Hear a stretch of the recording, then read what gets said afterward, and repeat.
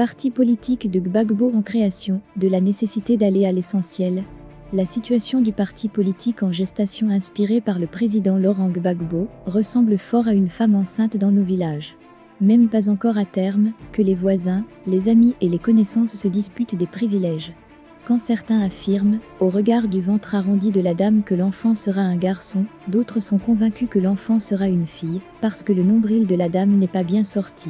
Certains se battent pour que l'enfant porte leur nom au cas où c'est un garçon, quand d'autres en font déjà la future femme de leur rejeton, si c'est une fille.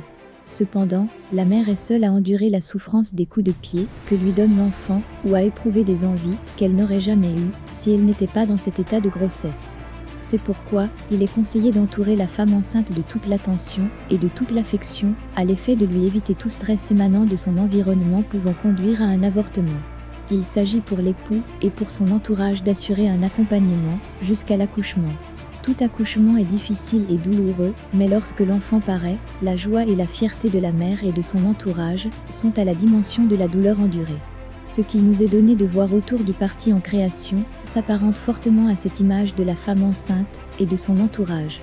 Plutôt que de s'atteler sereinement à la préparation du congrès constitutif du parti, certaines personnes se lancent dans des invectives au sujet de procédures qui n'auraient pas été respectées et qui selon eux conduisent inéluctablement à la mort du parti avant sa naissance.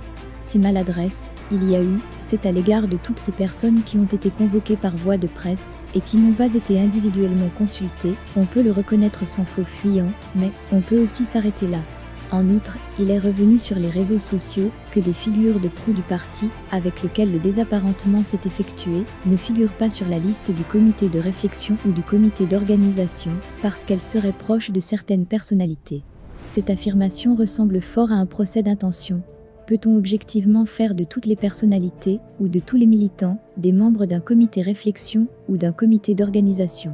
Et qui plus est, ceux qui sont cooptés ne sont pas pour le moment les dirigeants des organes du parti, non encore créés. Mais en conscience, il serait bon de faire confiance à ceux qui sont chargés de jeter les bases du parti à venir et leur accorder le bénéfice du doute. Toutes ces agitations se comprennent aisément.